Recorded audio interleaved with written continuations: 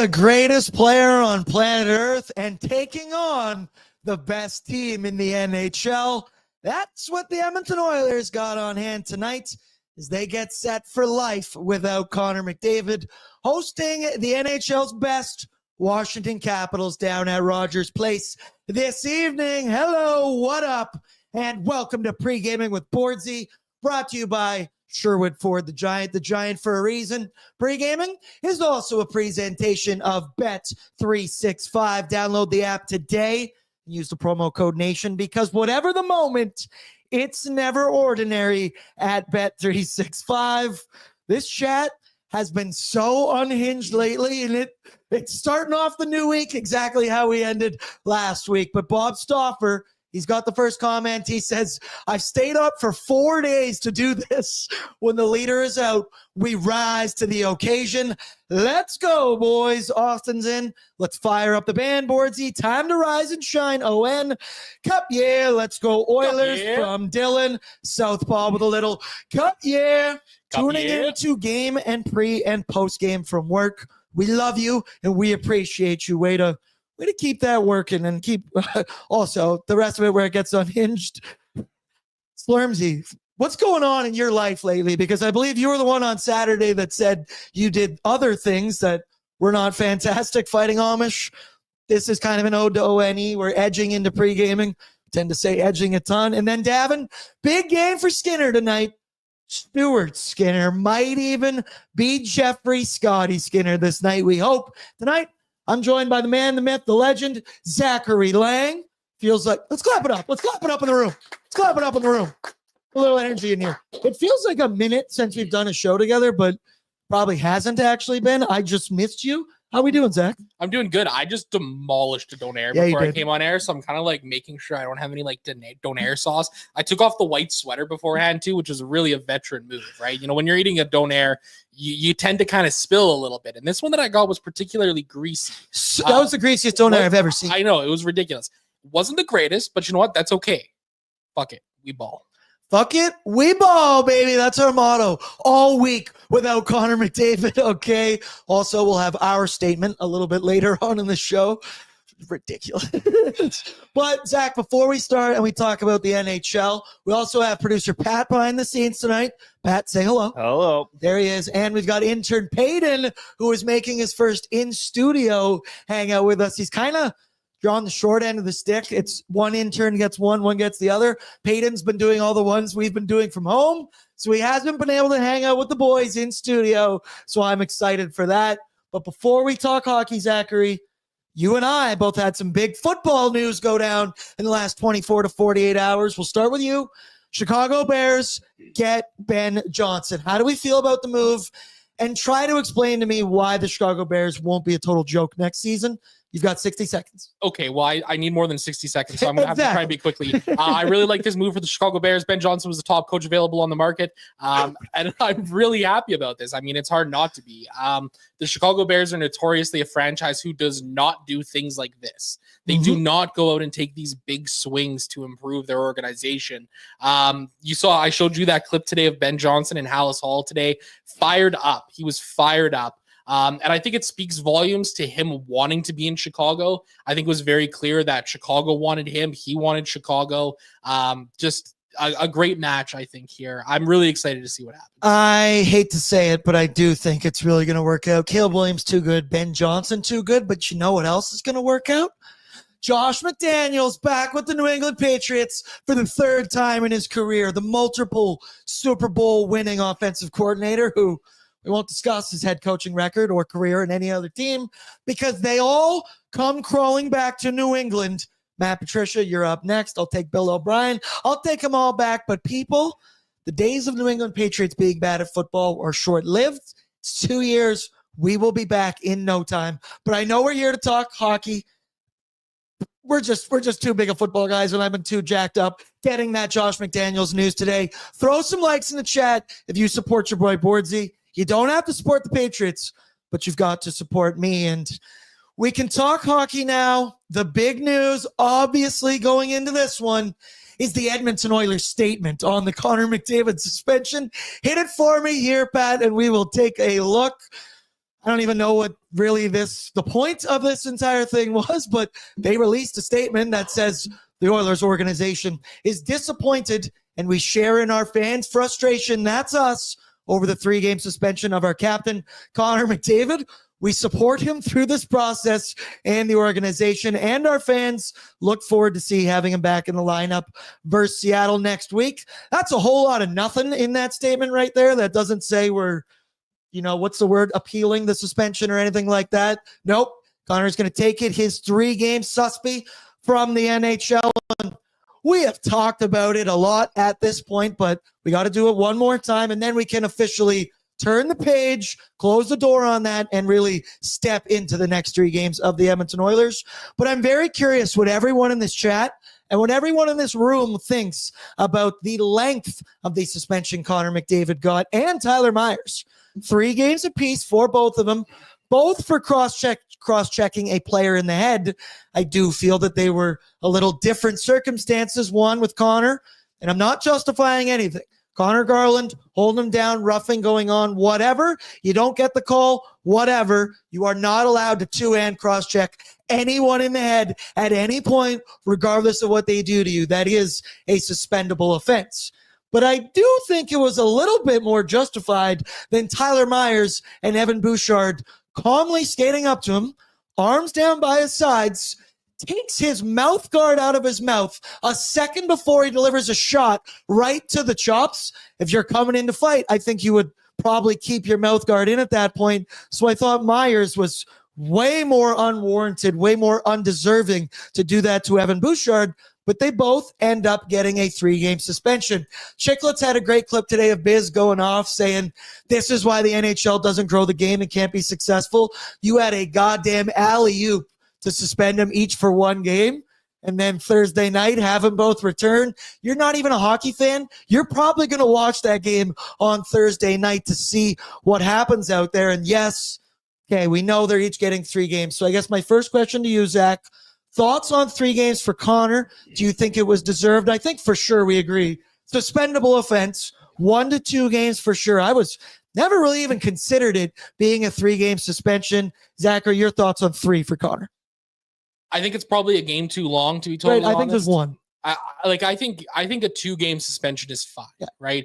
At the end of the day, like, McDavid can be considered and I'm using air quotes here, repeat offender. Well, it depends what articles you read. He might have been suspended 6 games before. Well, that's true, right? Bang. God, that's still so funny to me. Some internet sports that had a hell of a week last week. So I think for the thing for me is, like, I think 2 games is fine. I think 3 games is a little bit much. Yeah. I argued on Oilersnation.com in my day after piece on Sunday morning that Myers's was more egregious and could have warranted more of a suspension, right? If they wanted to do 2 for McDavid, 3 for Myers, sure, whatever, 3 each. I really, to be quite frank with you, don't really care all that much. Connor gets 3 games off. He gets a chance to rest. That's not a terrible thing. And you know that McDavid is going to come back pissed off and go and score like 20 points in the next 5 games or something ridiculous like that, right? It is what it is at this point. Like, the Myers one was clearly more egregious. It was behind the play. It was completely unwarranted. Sure, Evan Bouchard gave him a little slash or something like that, but Myers kind of rode up high on the hit in the first place. He kind of came up at Bouchard, right? So I think the Myers one was brutal. The McDavid one, I mean, come on. Like, you can't go and cross-check a guy in the head there, right? But at least he had some reason to be pissed off at what happened, right? He was getting mauled in the offensive zone. Connor Garland himself admitted that he was doing this all on purpose, which I thought was hilarious. I loved his statement. I agree with it. I don't blame the guy when he said that. Like, we need more of this kind of shit. Like, we need more of players being like, this is what's happening and this is why it's going on. The Oilers statement, it's a bit of a nothing burger, but in the same sense, it's kind of not. First and foremost, how often do you see a team release a statement after one of their players is suspended? Absolutely never. I cannot think of a single one. Maybe if they were like appealing, but that said nothing. 100%, right? Like if somebody in the chat remembers like a team releasing a statement, I'd be curious because I can't seem to remember it. But in the same breath too, like the Oilers have kind of had their asses whooped by the NHL for a number of years. How many bullshit draft picks have we had to forfeit? How many times has this team had to forfeit draft picks for no reason when it comes to hiring Chiarelli or Todd Nelson or whoever the hell else it was? So to see the organization kind of stand up with a bit of a backbone, I like that. Chris Knoblauch after the game on Saturday, he made comments disparaging the referees. Corey Perry laid into the NHL. Even Bob Stauffer went off. Like, good on you, Bob, because seriously, good. Right? And then even Leon Draisaitl today, like coming out and being like, yeah, it's clear that there's no desire to protect the star players. That's the kind of stuff that we need, because we know Connor's not going to come out and be like, this was ridiculous and this was stupid, this was bad. Whenever he talks to the media next, against Seattle next week, he's going to come out and say, it is what it is, and I shouldn't have cross-checked them, and rah, and we're going to move on from it, right? But to see the organization stepping up and having Davil's back, I think it's a great thing to see, because we haven't seen enough of it in recent years. I like it, right? And I like it from the players. I really subscribe to the theory that Bob said of, you look at the NBA, successful league, all they do is protect their stars. We might bitch about it every single Sunday, but they protect Patrick Mahomes and the stars in the NFL because those are the money makers and whatnot. And once again, I'm not sitting here and saying that is not a suspendable offense for Connor McDavid whatsoever. I just 100%. think that is a wildly different thing than what Tyler Myers did at the same point. But anyways, page officially turned. Actually, let's check in with the chat. Janko says should have been 2 games for David and 3 for Myers. In here, Mr. Burns about the game on Thursday. Watch it be the most annoyingly civil game in history. Yeah. Totally could see that happening. Try and beat him on the scoreboard, whatnot. Bella says the NHL trying to send a message, I guess. I think 2 would have been good. Make sure neither are playing on Thursday, but 3 does seem a bit excessive to me as well. Janko, the repeat offender narrative needs to stop. Kennedy's dad also said, I have a statement about my statement. The repeat offender narrative does not need to stop when it applies to dirtbags like, what do you want to go? The Ryan Reeves one, you can bring that up. A Tom Wilson who's done it before. We used to love Rafi Torres. He was a repeat offender and does deserve to be treated differently. Now, Kennedy's dad said, I have a statement about my statement. He also asked, how was Sum 41, Bordzy? Electric, brother. It was so good. Still can't believe I didn't lose my voice on Saturday when we did these shows. Shout out to the peppermint and honey tea that I drank at 4 a.m. that night. Smart in my old age, Zach. Smart in my old age. So obviously no McDavid for tonight or the rest of the week. But Zachary, it's a good year to have a Leon Draisaitl plus 450 Hart Trophy ticket on Bet365 because we're going to be seeing a different looking Oilers squad this week. But that now first line of Leon Draisaitl, Victor Arvidsson, and Vasily Podkolzin, they are expected to carry this team, to roll with this team. They are now technically the first line, according to you, who reported lines earlier, and our friends from Daily Faceoff. So you get a look here. Oh, shit, I guess you did have the other guys on the top. But I think I'm going to say Leon is the first line anytime he's on the ice. We see the second, Jay Skin with Nugent Hopkins and Hyman, Janmark with Rico and Brownie, Perry with Philp and Kapanen. But it's going to be a different look right now, and I think it's clear, it's obvious. This Oilers team is going to need to lean on the back of one Leon Draisaitl, and he has been leading this team from the front all season long, and he's got a big opportunity here to really hammer home his MVP case. Gone are the days of the McDavid merchant and the power play merchant that is Leon Draisaitl. We know he leads the league in goals, even strength, game winners. He's second in the NHL in points right now, but we need a big week from Leon, Pods, and Arvidsson, right? That trio has arguably been the Oilers' best line all season long, and they're going to be expected to pick up the slack without their captain, Leon. He's the MVP of the squad so far. I just read plus 450. I'm very biased in all these statements that I'm going to make. But, Zach, it's clear, it's obvious. Leon Draisaitl, he's been the best player all season. And right now, these next 3 games, I think, is about to go off points-wise. I also think you could see Chris Knoblauch leaning on that line of Pods, Dry, and Arvey more so than anyone. I think Dry's season high so far this year is 27-20 in ice time. And that was recently against the Pittsburgh Penguins when they loaded him up with Connor McDavid. Thoughts on Leon and what he's going to have to do here for the next week, but not even just Leon, that entire line in general. Nobby's going to be leaning on. Yeah, absolutely. It's great to have the second best player in the world on your team when the best player in the world gets suspended for a couple of games, right? Yeah, expecting big things out of this line. I think that they've shown that they can work together as a trio. They've been really effective. Feels like they've maybe cooled off a little bit at 5-on-5 here as of late. But the rest of the lineup, it looks a little bit thin without McDavid in there, right? And Jeff Skinner gets that bump to the second line. Really excited for him to get this opportunity. It is worth noting too that we don't entirely know if he's going to stick up there. We know Nobby. No, he's not. When we start to see lines coming out in 20 minutes, it wouldn't surprise me if Corey Perry was up there or Kapanen or something like that. Could be a bit of a revolving door, but nonetheless, I think it's a good shot for him. But Arvidsson, it's going to be really fascinating to watch him. I think he's going to be a key player here for the Oilers. Getting a bump up to power play 1, according to Jason Greger, that's going to be really interesting to watch there.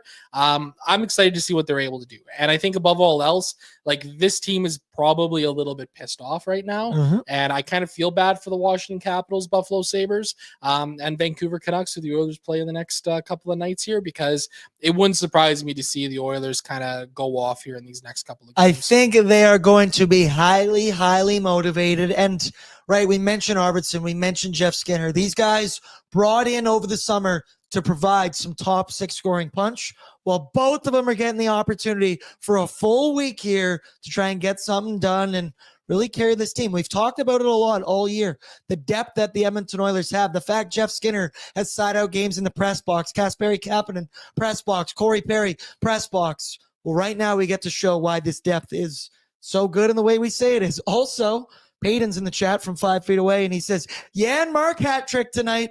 Book it. I hope that's not his bet 365 bet that I've tasked him with for later tonight. But if it is, we ride, baby, because the interns, they've been picking them pretty well right now. And Leon Draisaitl, not the only one who's going to have the most massive opportunity. Victor Arvidsson.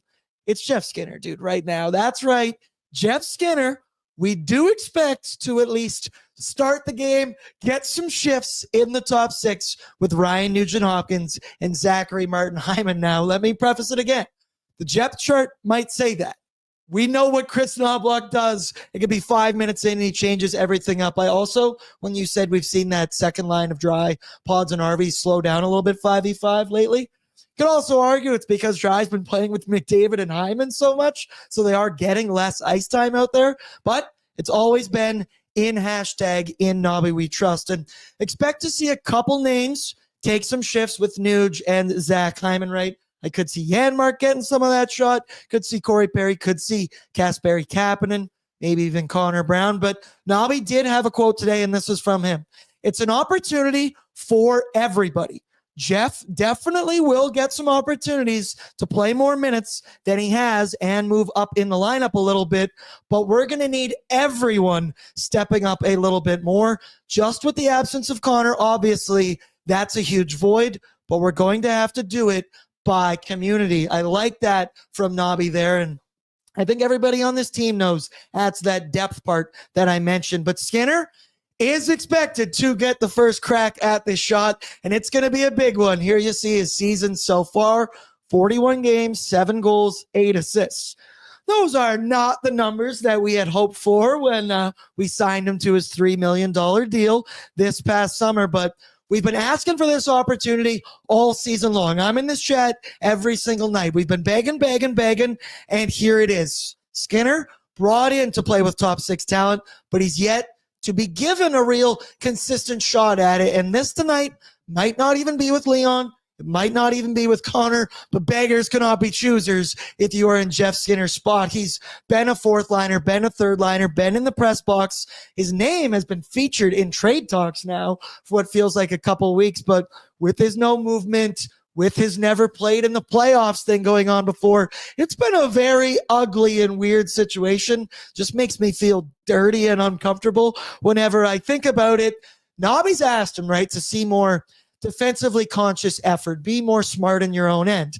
I'm curious tonight that will still apply, But once given a top 6 opportunity, I think the biggest thing we're going to look for is his plays with the puck. Can he be quick with the puck, decisive with the puck? When playing with elite players like a Zach Hyman, like a Nuge, you got to think the game as fast as they do as well. And like I said, it's no McDavid, it's no Draisaitl, but these guys are very skilled. I need you to be quick and decisive. Use that accurate shot that you have, Jeff Skinner. I don't want you turning down any shots if you get the opportunity in the slot tonight. And right, Jeff Skinner has played with top 6 talent for his entire career. It has literally only been in these 40-something games with the Edmonton Oilers.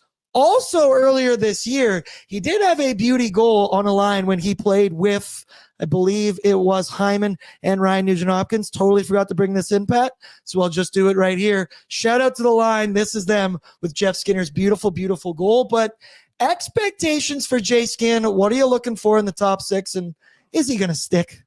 I'm looking for him to earn it. I mean, I think that's what he's got to do here. Like, he's got to prove that he's able to play up here in the top 6, right? Opportunity is everything in hockey and in pro sports in general. Well, Jeff, the opportunity is now. It's here. Yeah. His play maybe hasn't been where the team has wanted it to be, probably not where he's wanted it to be this season, but this is the opportunity. So I don't think he's going to hit that 40 goal prediction that I had before the season. Don't say, so not feeling the hottest of that hot take of mine, but so be it. No, I'm excited to see what he can do up there. And I hope that early on he's able to produce something, right? And really show that he deserves to be up there. Get out there on that first shift, lay a hit or something like that. Do get something engaged. A little get engaged. Get engaged, right? Take a couple of shots. Do something to show that you deserve to be up there. And we'll just kind of play it by ear and see what happens. But yeah, it wouldn't surprise me to see them rotate through. Yeah, I think they're going to be. And I got some more later when we go to the lineup of some guys I could expect to see there. And one guy that I do think might be just as good of an option as Jeff Skinner to put in that spot. But all the drama this past week, whatever you want to say, has been about the Edmonton Oilers and McDavid from a Johansson elbow. We had some Kempe drama earlier in the week, and then obviously what happened on Saturday. It's been center stage. While the Washington Capitals quietly have the best record in the entire NHL, they're 31-10-5 on the season. I repeat, 31-10-5. Look at the Metro Division, an 8-point lead on the Hurricanes with a game in hand. First in the Metro, first in the East, first in the entire NHL. An insane turnaround from their 91 points last season. Remember, they got into the playoffs on the very last day of the season, tied with the Detroit Red Wings. They then got to play the New York Rangers, got whomped in the first round, and I think a lot of people thought they were just happy to even get a ticket to the dance. But this season, man, everything has been rolling for them. It's crazy to me when I look at this. They're getting scoring from everywhere. They have 8 guys that have double-digit goals, 7 guys with at least 30 points. Dylan Strome has been awesome. Tom Wilson is arguably having the best season of his career. He's probably going to smash his career high, which I think is 24 goals before. PLD, Pierre-Luc Dubois, who's been disliked on every team he's ever been on. Nobody able to extract the full potential out of him. All of a sudden on the Capitals, he's exactly the second line center that every team that's acquired him hoped that he would be. Alex Protas, whoever you say his name or whatever, has 19 goals so far this year. I don't even know how to say the guy's name properly. And then the big one, the goaltending they are getting from Logan Thompson. He's one of the best goalies this season. 21-2-3 is his record. I repeat, 21-2-3, 209 goals against average, 925 save percentage in all those games. And I haven't even mentioned Alexander Ovechkin yet, who has 21 goals in 30 games, dealt with injury earlier this season. 21-30. I kept saying to you, we said it on ONE. That is scoring a goal in 70% of your hockey games at the age of 39. That makes no sense, but none of this makes any sense to me with the Capitals. We'll go through their team stats later in the need to know, but every major category, they are either in the top 10 or just right outside of the top 10. Obviously, I thought the only storyline this year for the Caps was going to be chasing the great one, for the goal catch there with Alexander Ovechkin. But here we are, Zach, more than halfway through the NHL season. They are the number one team in the NHL, ahead of the Winnipeg Jets, ahead of literally everybody. How did we get here? Who would have thought? Who would have thought? I mean, not me. Look at us. Who would have thought? No, I'm surprised. I think the entire NHL is surprised by what they've been able to do so far this season. Clearly tapping into Alexander Ovechkin's fountain of youth that he has found to continue scoring. It was in the Bellagio fountain, actually, in Vegas. I think it must be, right? Something happened there. You see the goal counter right there. He's getting right up there. Incredibly impressive season from the Capitals. Logan Thompson has been just electric for them. What an acquisition that was. Of course, traded at the draft. That was in Vegas. He was signing autographs as he was he was about to go start signing autographs when he got traded. Clearly, he still did sign the autographs. Still did. Clearly came in with a chip on his shoulder, right? So, he's been flying on all cylinders. Ovechkin has been playing well. Dylan Strome has been like the new Nicholas Backstrom, just feeding Ovechkin for all these goals. Alexei Protas, is how it's pronounced. All he does is score goals, like quite literally, like all he does is score goals out there. And Pierre-Luc Dubois, like you mentioned, like a really impressive kind of turnaround from him. I think there was a lot of people writing him off, myself included, yep, right here. You included, like all of us included. Whatever they're doing, whatever they got going, it's working. And credit to Spencer Carberry, their head coach, because he's clearly got them playing at a really high level right now. Yeah, some people, Lance said, he looks so old. Have you saw the photos of Obi this past summer when he was playing pickleball? It was like two of me stacked like right next to myself. And then you see him come out this year, and he just continues to score goals. Their whole team, a huge surprise. Like you said, none of us, I don't think, saw this coming. And shout out to them. Davin says someone needs to win the President's Trophy and lose in the playoffs. Maybe they're just back to their old ways and what they used to do. Let's go now to our need to know information courtesy of Wilhauk Beef Jerky. Only the finest tasting meat products earn the Wilhauk name.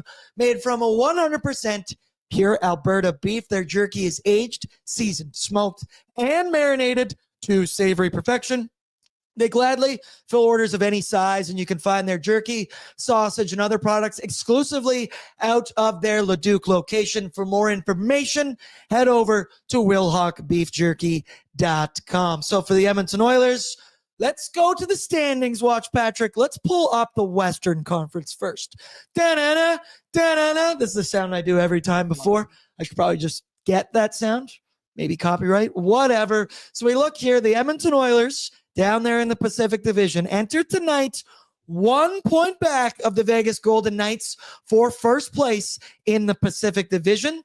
And with the Golden Knights not in action this evening, that is very, very possible. They are also 6 points up on the LA Kings right now, but the Kings do, of course, have 2 games in hand, and you can't even see it on this graphic, but the Edmonton Oilers are up 11 on the Vancouver Canucks after Saturday's loss. The Canucks are 1 point back of the Flames there for the second last wild card spot. We know it. Oil going to be without Connor McDavid for the next 3. We expect Jeff Skinner in the top 6.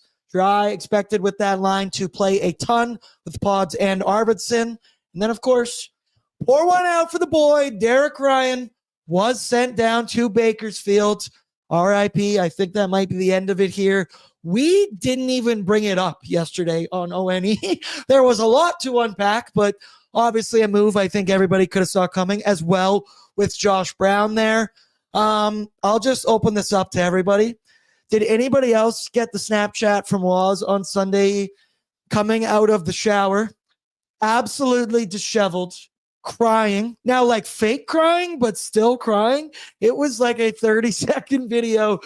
I felt so bad for Waz because it was clearly a joke snap, but jokes come from truth, Zachary, and he was dying on the inside.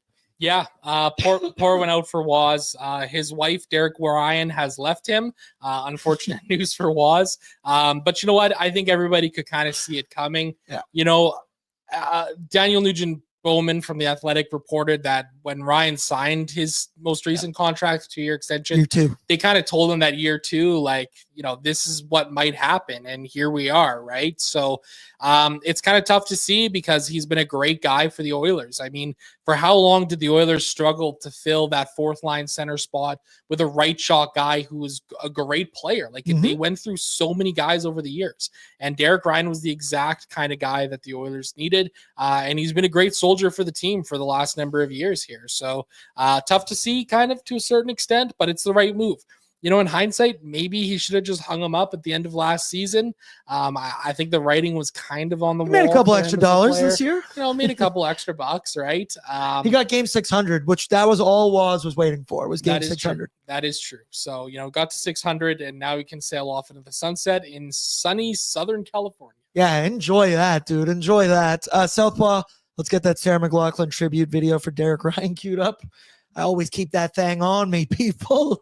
never leave the house without it. This will also be the first of 2 meetings between the Oilers and Capitals. The Oilers went 2-0 against the Caps last year, and they weren't even close, brother. It was a 5-0 shutout from Stu on November 24th. That was also the TSN turning point of the entire season for the Oil. Then they whomped their ass 7-2 back on March 13th, where Stuart Skinner was also in net. Jeff Skinner leads the team in points career against the Caps, 32 in 59 games. Here you get a look at the head-to-head between both these teams. Also, Stuart Skinner, he's getting the start for the Edmonton Oilers. But when you look at these Capitals here, you look at their numbers. They've got better goals for and better goals against. And you look at that and go, Bordzy, but the Oilers' numbers are really high in the NHL with those. They sure are, people. The Washington Capitals are number 2 in goals for per game this entire season and number 1 in goals allowed in the entire season. They're also 10th on the power play and 3rd on the penalty kill. They are top 10 in all 4 of those major categories right there. Weirdly enough, though, 21st in shots on goals per game and 12th in shots allowed per game. I mentioned best team in the NHL, 31, 10, and 5. Having a hell of a year. Dylan Strome leads the team in points. He's the only point per game player on the squad because they are deep. That's not a shot at their squad. They just have depth all over. Shout out to Pat Puff right here. Dylan Strome leading him 46 and 46. Then it's Protoss, PLD, Connor McMichael's having a hell of a year with 17 and 17. Tom Wilson. Oh, yeah, Alex Ovechkin. Then Jacob Chikrin. 13 goals already, and he's only played 41 games. That means if he was playing a full 82-game schedule, he'd be on pace for 26 goals from the back end. Hell of a pickup for the Washington Capitals. We know the Oilers are also trying to acquire Chikrin. I will take Matthias Ekholm. Thank you very much. And then, Pat, pull out the goal tracker back up because Ovi has 21 goals in 30 games this season, up to 874. Exactly 20 goals back of the great one, Wayne Gretzky. He was also wearing Gretzky's gloves yesterday, which, Zachary, we talked about it already. I know your opinion on the matter, but share with the class. How did you feel about the enemy opening up the case and putting on Wayne Gretzky's gloves? Because I wasn't a huge fan of it. This could be an extremely boomer take, but I hate it. I hate it. That is like sacred things. You don't open that up. You don't open up for anyone. Those things belong in museums. Unless there's a fire. Unless there's a fire. Not even if there's a fire. Exactly. Just bring the whole case. Just grab the whole case. That's something that should be touched only with white gloves. It should be treated like the delicacies that they are. You know, when Wayne Gretzky was chasing down Gordie Howe, was he going into the Hockey Hall of Fame and grabbing Gordie Howe's stick and taking photos with that? I don't know the answer to that, but I'm assuming it's not. So I'll take your word for it. I'm going to assume it's a no. I don't really like it. I mean, I guess this like makes me sick. I love Ovi, but this makes me sick.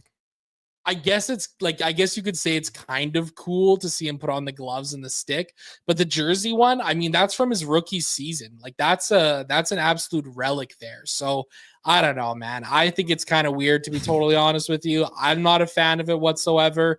But I don't know. What can you do? I guess there's just so much hype around Ovechkin and the chase, and it's everybody's buying into it. So I get why they did it. And it blew up on the internet. So gold star to you. I just don't. Yeah, exactly. I see Lance, and I agree with Lance here. Ovi is at the territory. He isn't an enemy. He's an icon of the league. Tonight, he's an enemy, okay? Anytime he's taking on the Edmonton Oilers, he is an enemy, but I totally know what you mean. There's different strokes for different folks. There's different rules for guys. Sid can do whatever he wants. Ovi, you can do whatever you want.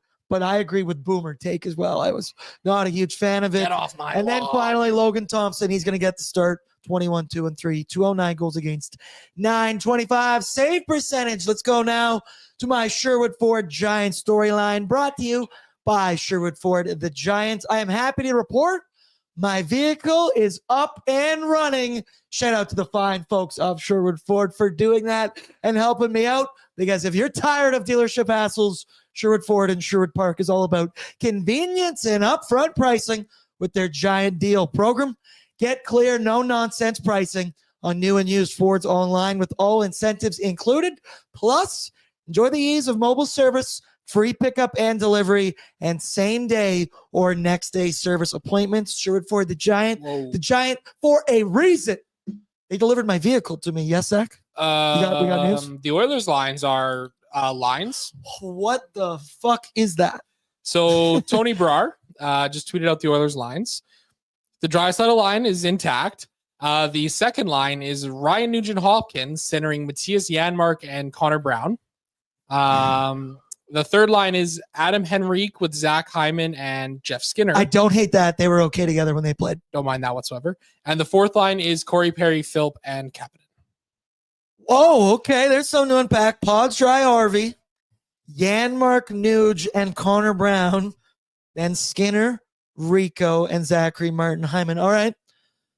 Let me mull that one over for just a moment while I'll get into my storyline. Oh, boy. Oh, boy. I didn't actually see that one coming at all. But the storyline this evening is exactly what that just shows us. Life without Connor McDavid. How is this team going to respond on the ice? How is this team going to look there out on the ice? We did get a peek earlier this year when Connor McDavid was out for 3 games. They went 2-1 in that stretch, I believe. 5-1 win over Nashville, 4-2 over the Calgary Flames, and then a 3-0 loss to the New Jersey Devils. Leon Draisaitl had 6 points in those 3 games, really 6 points in 2 games, as the Oilers were shut out in the third one. But showing-wise, one of the best in the NHL. Clearly, there's some new look lines throughout there. That's why my storyline is leaning on what you know already in that top line of Dry, RV, and Podkolzin. And yes, we've talked about the depth all season long. And I'm curious to see what that depth is going to do with our boy Ryan Nugent-Hopkins. Here we are.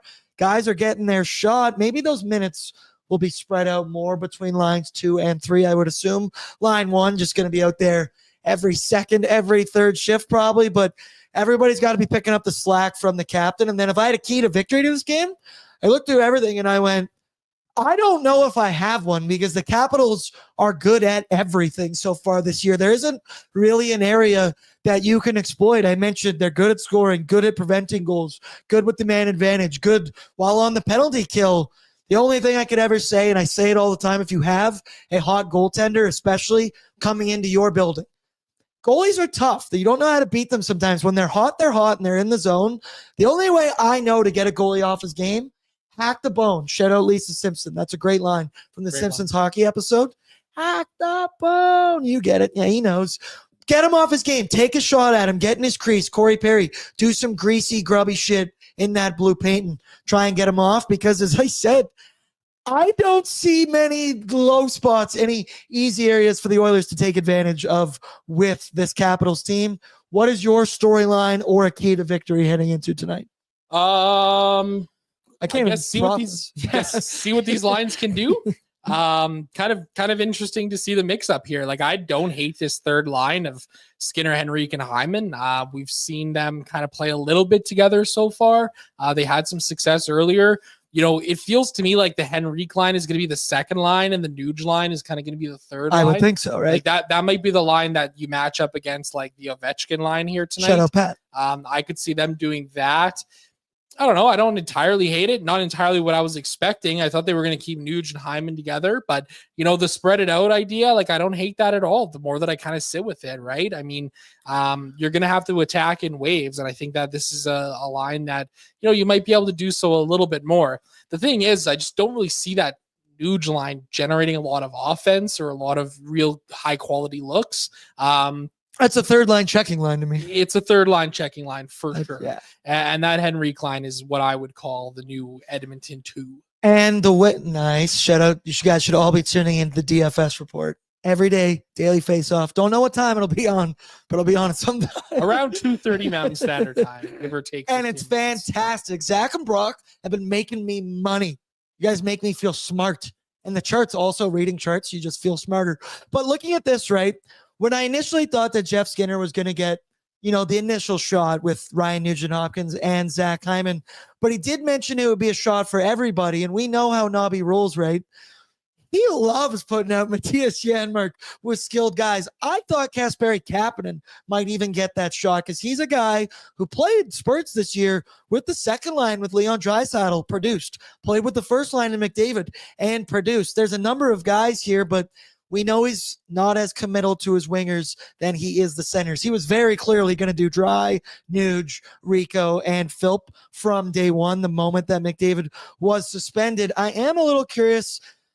It's like the Janmark thing. They just have a huge amount of trust in him. I know Payton has a lot of faith in him as well over here, but maybe Tony Brower just meant to put these lines down wrong, because when I look at that, I do not see a ton of offensive upside. I could see them being a checking line against maybe that first line with Dylan Strome, Ovechkin, and Connor McMichael out there. So if they use those guys matchup-wise like that, I like that line.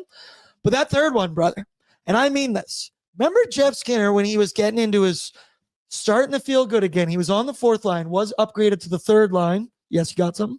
So the Oilers just tweeted the lines from the Oilers account as they were this morning.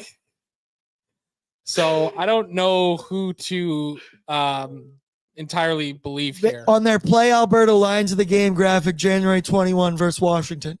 Skinner, Nuge, Hyman, Pods, Dry, Arvidsson, Brownmark featuring Rico.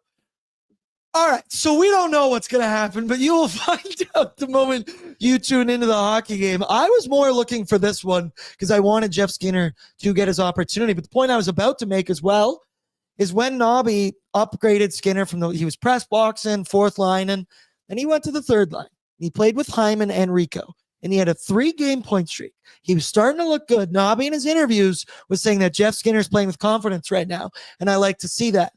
Then all of a sudden the Oilers go down 3-0 to Pittsburgh. He's thrown on the fourth line, plays 8 minutes, health bomb, and here we are now back again to this third line. So I'm interested to see what that guys can do if they're playing with each other. Maybe at this point we should probably just move along to the starting goaltender report. Maybe we'll have confirmation when we get to Bordzy's bankroll here at the end. So let's talk starting goaltenders, brought to you by Sherwood Power Sports and Marine. In the meantime, hit the trails this winter and the waves next summer. As fellow hockey fans, the team at Sherwood Power Sports and Marine are all about Oilers Nation fans gearing up. They're home of an ATV for just $50 bi-weekly, or you can cruise the open water in a boat for as low as $105 bi-weekly. Sherwood Power Sports Marine are hockey fans, helping hockey fans get ready for their next adventure with motorcycles, quads, e-bikes, and boats. So we got to hear the tale of the tape between the two goaltenders this evening. We're back to not having the yellow on our side, but we are back to Stuart Skinner being above 900 with his save percentage. Pat, it's an asterisk on that shutout right there as well. It's 2.5. It's 2.5 this year. No, Pat, it's fine. Eventually, we're going to have to drop it. But he's 12-4-1 his last 17, coming off a loss against the Vancouver Canucks, stopped 24 of 27. It's classic Skinner in this fan base. They go down early. People wanted his head on a stick. I couldn't believe it. You would think I would believe it at this point, but yet again, people going at him. And I said it on After Dark. Shocker, people. The Oilers played terrible in the first period. Stu didn't look good. Oilers played great for the final 40 minutes. Stuart Skinner looks great. The two are tied together. They are always going to be a thing. But Stu, coming off of losses, we know it. I've said it before. His numbers are incredible. Since November 1st, in those 4 losses in his last 17, 4-0 every single game, well above a 900 save percentage. Caps, however, are the number 2 team in goals per game this season. Are we confident in the Stu bounce back game tonight? Because I am, especially on home ice. Yeah, absolutely. Like, I feel good about this. Like, Skinner has been excellent. His numbers since November 23rd have been among the best in the NHL. 17 games played, 12-4-1 record, 921 save percentage. Woo! He's been awesome. And, you know, you talk about the DFO DFS report that Brock Segan and I do. You know, what Brock does is he really dives into the numbers of these lines for every single team and how well they do. And this current makeup of the Capitals lineup isn't really their strongest line. I mean, you know, this top line, like, they're not generating as much as they typically would. You know, I think it's going to be really interesting to see what happens here. I think, you know, this second line is probably the one that I'm the most concerned about. But you know what? Skinner has been so good as of late that, like, I got all the confidence in him right now. I really, really do. I think this is a great bounce back spot for him. Keep lining them up. Stu will keep on knocking them down, especially in the months of December and January. And then on the other side, like I said, Logan Thompson. Zach, I also love your tweet that you just put out right now. I'm confused, Edmonton Oilers. Please help me out. This is why you watch Pre-Gaming, baby, so we can all go through this together. But in an off season, and let's say a past 365 days full of excellent pickups for the Washington Capitals, Logan Thompson is by far the best out of all those pickups. He was acquired from Vegas for 2 third-round picks. You know what his cap hit is right now as well? $766,000. Actually, $667 to be exact. What a deal for these Capitals, man. He's 27 years old, 21, 2-3. He's never had a season below 900 in his entire career. Now, most of those has been at a backup or 1B amount of games, but still, the future is very bright for this guy. Kind of another example of goaltenders take a minute to develop, sometimes with defensemen as well. He's also older than Stuart Skinner. Let me throw that one in your face. He never really got the full chance to be the 1A in Vegas. Like, here and there he did. Injuries kind of held him back. Other goaltenders in the system held him back. Trying to get Samsonov held him back as well. Wonder how the Knights feel about that one right now. But, dude, 2 regulation losses in 26 starts is batshit nuts regardless who you are. Yeah, 100%. He's been just awesome so far this season for them, right? Credit where it's due. Again, coming in with a bit of a chip on his shoulder. You know, one thing worth noting, he is a Calgary guy. Boo. So, you know, you get a little battle of Alberta, I suppose, between the pipes. You got Skinner on one end, you got Logan Thompson on the other. Hopefully they fight. Ooh, that'd be spicy. But, you know, he's been a good goaltender for a while. Like, even in his time in Vegas, it's not like he was bad or anything like that either. 56, 32, and 11 record, a 912 save percentage, 267 goals against average. I mean, he was great. So, you know, really interesting to see him kind of take it to another level here this season with the Caps. But yeah, I mean, those win-loss numbers are like out of this world. Verbal meme, Dave Chappelle, the cracked out guy. You guys got any more of those 9-12 save percentage goaltenders laying around? Because damn, dude, I could use one of those. What a pickup for the Capitals. Like I said, a lot of good pickups. Goaltender is a massively important position, and it's kind of been up in the air the last couple seasons for the Capitals. He has really taken the job and ran with it. Let's go now to the away lineup, brought to you by Greta Bar Yeg, and we got a special event coming up at Greta Bar Yeg coming up. It's going to be brunch for Ben, people. It is one awesome event, one of my favorite events that we do here. And come on now, it's all for a good cause. It's the same place. All your super chats are in support of the 3rd annual Brunch for Ben, in support of the Ben Stelter Foundation. Going down February 22nd at Greta Bar Yeg. Doors open at 10 a.m. It's going to be an early one. I'm pre-gaming at 10 a.m. I got to be at the bar at 9 a.m. Oh, no. Oh, no. What a tough job Bordzy has. Doors open at 10. Puck drop is going to be at 11 a.m. Tickets are $20, all in support of the Ben Stelter Fund. You can get them at nationgear.ca. And this is one of the best events we do because we do a lot of fun at Greta.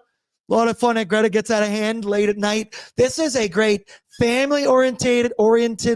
Yep, got it right there. Event for the whole family. You can bring it in your kids, your grandparents, doesn't matter. You can all come. We have a coloring contest for the kiddos. We're going to have arcade games all around, obviously. I will challenge every one of you in whatever game you want to take me down in, because good luck with that. We've also got the Oilers Nation Plinko board. We've got raffles with prizes, giving away so much stuff. If you've ever been to Greta, I feel like Oprah Winfrey when I'm there because I'm just, who wants a hat? Who wants a shirt? Who wants your bill to get burned? Who wants free beers? Who wants prepaid Pink Whitney? Granted, I don't know if that's happening at Brunch for Ben, but I might be able to pull some strings there if you want to do some stuff. Tickets $20, nationgear.ca. Come on down. Gonna be an awesome event. Zach, you're coming, right? Oh, absolutely. Yeah, I'll be there. The Brunch for Ben is always a blast. And, so many of the things that we do in terms of events at Oilers Nation is geared towards the nighttime so we can all get together and drink too many beverages and, watch the game and be belligerent and stuff like that. But to be able to have something like this that's more family oriented, it's a great event and I'm really excited to take part in it. I think Tyler's nephew's coming. My nephew might even be coming. Nice. I think my mom's coming. Can hang out with Bordzy's mom. Let's all chill. Let's be a good time. I'm very excited for this. And obviously, an incredible foundation where your money's going towards. Pull it up for me here, Patrick. The projected lineup tonight for your Washington Capitals. Alexander Ovechkin, who? With Dylan Strome and Connor McMichael. Alexei Protas with PLD and Tom Wilson. Third line of Taylor Radish, Lars Eller, and Ethan Frank. Then your fourth line. This is a good fourth line, dude. Brandon Duhaime, Nick Dowd, who has 10 goals on the season. Andrew Mangiapane, who has 10 goals so far on the season. Pretty good fourth line there. And then these D pairings, man, when I look at this, I go, this explains why they have such a good goals against number. And with Logan Thompson, Rasmus Sandin with John Carlson. 35 years young, John Carlson. Jacob Chikrin with TVR, Trevor Van Riemsdyk. And then it is Martin Farabee with Matt Roy. There is the one on the bottom. Acquired from the LA Kings, or he was coming over from the LA Kings, I should say, rather, over the summer. And we'll start with Ovi, the ageless wonder, if you will. The guy does not look like a professional athlete, but damn it, he's one of the best to ever play the sport. He would, without a doubt, be on my modern day, since I've been alive, Mount Rushmore of the NHL. But he's 21 goals away from breaking Wayno's record. It's insane. But you know what else was pretty crazy? And I don't want to poke too much fun at him, but we're going to, because Pat and I used to both produce this podcast. And I want to preface it with, it's in the take game. I have a shit ton of takes that have aged horribly, that are so bad. I said Victor Arvidsson would score 34 goals this season. Don't think that one's going to happen, but I don't know if there's a take worse than John Scott a couple years ago. Shout out to Dropping the Gloves. Used to be on our network, or it still is, maybe, I believe. We love John Scott. Pat and I both produced it, but this is just crazy to read. This is from 3 years ago, I might add. Ovechkin's done. They're just going to shut it down right now. I don't think any of those guys are going to have a good season. I don't think Ovi's going to come even close to Gretzky's number. I don't think he's going to touch 30 goals this year. I think the Capitals are just going to be a hot mess. Now, tough take with hindsight, but I want to bring this up because this is what I think a lot of people, maybe not the Ovi goals thing, but the Washington Capitals part at the end. Hot mess. I did not see first place in the entire NHL coming up at any point, but this is, I saw it, freezing cold takes, Hall of Fame. It's like the account on Twitter. Yeah. They love this one from John Scott as well, because, hey, I don't know if we all predicted it. We thought he would get very close to it, but damn it, Zach, Ovi is proving everybody wrong. Yeah, over his last 3 years, so the last 2 full seasons and 30 games so far this season, 94 goals in his last 182 games. Shit. For those counting at home, that's like half a goal per game. That's pretty friggin' good. So really interesting to see that. I mean, I don't think anybody expected this, really, right? I really don't. I mean, it's been really, really impressive to see him turning it around. We've seen those photos of him last summer, and his body's built like mine is right now, where, it's just you got a barrel on you and you don't really look like an athlete. If he's going out there and scoring the way that he is, hey, maybe I could lace him up and go score 21 goals in 30 games in the NHL. That'd be pretty cool.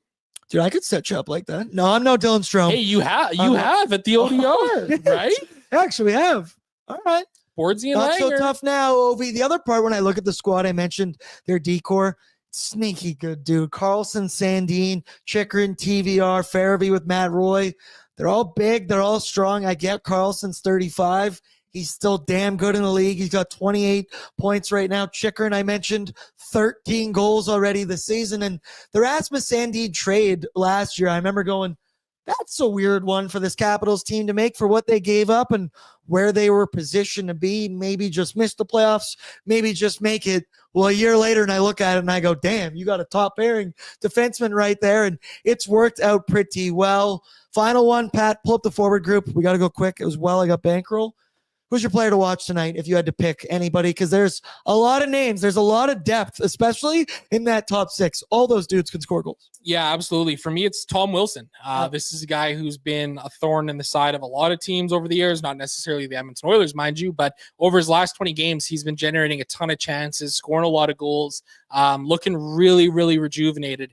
And the impressive thing about Tom Wilson is he's toned down the kind of crazy that he's had over the last number of years. Still a tough guy, still go with anybody, still lay big hits and stuff like that, but he's really taken some of that edge off of his game and really focused on the offensive production standpoint, and he's done so pretty well. I feel like he's modernized his game a little bit, and he's just being a little bit smarter. Also, remember when his face got super fucked up earlier this year?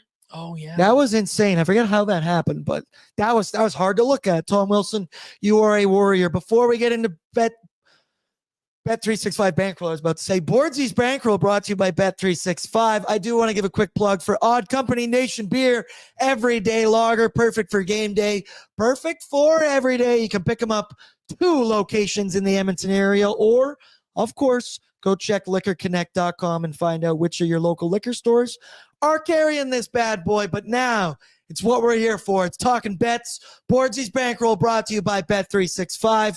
Open an account today. Bet on a huge range of markets, whatever the moment. It's never ordinary at Bet365. Download the app and use the code NATION. All right, my first option, it is an Arvidsson 1+ points at +105. He's top line with Leon Draisaitl. He's top power play with Leon Draisaitl. You're going to give me plus money next to this? I'm going to smash it. Also, Arvi has 6 points in his last 8 games, so starting to find that offensive production that we thought he was capable of when we signed him this past summer. The second option, pretty obvious. Leon, 2+ points, +120. I always have to pick between Connor, pick between Leon. Well, Connor, you made that decision for me, so thank you very much. I can tell you now that's going to be the middle bet for the next 2 games after this one as well.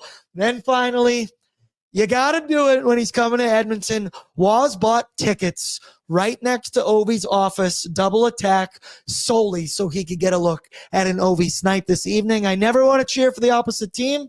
Waz does all the time, but tonight, you got to. When he's in the town of the city of Edmonton. I was about to say the house that Wayne built. No, that's not accurate. But anytime goal, +130. He's got 14 goals, 24 career games against the Oilers. But he's got 21 goals this year in 30 games, which, math guy, he's scoring a goal in 70% of his games this season. You put +130 next to that, I'm going to smash it every step of the way. Honorable mention, I like Hyman over 2.5 shots on goal. But that was before I knew he'd be on the third line. I don't know what line he's going to be on, so I'm not touching that one. Zachary, you look at these 3 bets. Which one do you like the most? I told you earlier, I love the Arvidsson one, man. +105 for a guy getting bumped up. He's going to see more minutes at 5-on-5. He's going to be on the top power play unit. I really like the look of that one. All right, Peyton, this is your moment. I tasked you with. It's the interns every show that we're here. You need to give me one bet that you like this evening, so give it to me. And no pressure. Reese has been killing this. I know. I think I'm going to go in Reese's direction. I'm going to do Bouchard over, what was it, 2.5? 2.5. Bouchard over 2.5 shots. Okay, so Bouchard over 2.5 right now. Maybe Matthias Janmark hat-trick. I don't even think you can bet on that, buddy. Sprinkle that on. So he's -130 Bouchard for 3 shots. I also like that. Bouch has been ripping the puck very consistently lately. He's not hitting the shit pads a lot. He also, game winner, can't remember what game that was now, but it was when he clap bombed one home. But he said in the post game, I took some off of that shot because I've been getting too many blocked, missing the net. I'm trying to be smart with my shots right now. Get him on net. We like that for Peyton. I really dislike the Matthias Janmark hat-trick bet, but for an anytime goal for Janmark is +600. And if he is playing on the second line with Nuge, I would hate that less. but I still totally hate that. He's yet to score a goal against a goaltender this season. But shout out to you, Peyton. We'll judge you off of Bouchard this evening. Every time we've done with Reese, he's just sweating back there because he thinks we're actually judging him on it. You'll be fine. Oh, we are. But we are. Final one before we head out. I want to give an ad read for the Nation Vacation coming up March 30th to April 2nd down in Viva Las Vegas. Shout out to Flair Air. Visit nationgear.ca for more details. It is going to be one hell of a trip. We're going to watch the Oilers take on the Golden Knights, their last matchup of the season, Pacific Division. Hopefully on the line in that one. We're watching from the Stella Artois Bougie Lounge we got up there. We're going to stick out like sore thumbs in there. Can't wait for that one. And it's going to be an incredible time staying on Fremont Street. We're going to be doing live podcasts, live shows the entire time we are there. Come on down. And it's not up yet, but I'm going to segue ad reads here. Shout out to Oodle Noodle because we love Oodle Noodle. We are an Oodle company here for sure, but they've got all kinds of cool raffles, prizes going on in store, and keep it locked on their socials in the coming weeks because they may or may not have a super cool prize coming up that you might be able to enjoy yourself on. That will do it for us with pre-gaming with Bordzy. Shout out to Zach's parents who are watching the entire time. We love and we appreciate you. Final thing before we're out. Score prediction, anytime goal scorer, give it to me. 4-1 Edmonton Oilers win. Give me an Adam Henrique anytime goal plus 400 at Bet365. Please play responsibly. Patrick, score prediction. Hayden, you're next. 4-2 Edmonton Oilers win, and I really need a Jeff Skinner goal. For no particular reason, just the love of the game. Just the love of the game. Hayden, score prediction, anytime goal scorer. I said 4-1 like Zach. I'm going to go 4-1. Janmark, goal. Okay, I like that. Now, you guys are all picking the under there. Zach, what does your sweater say? Thank you. Life's too short to bet the under. The Edmonton Oilers shellac the Washington Capitals by a score of 5-2. Leon Draisaitl scores a goal because what? Why not? Also, Alexander Ovechkin. 70% chance he's going to score one tonight. So that one too. I love you all. I appreciate you all. Throw down your courtesy like on your way out. And reminder, we will be live right here on the ON YouTube channel right after the game, hopefully breaking down what I just predicted. I love you all. I love you all. And we'll talk right after the game. Good luck.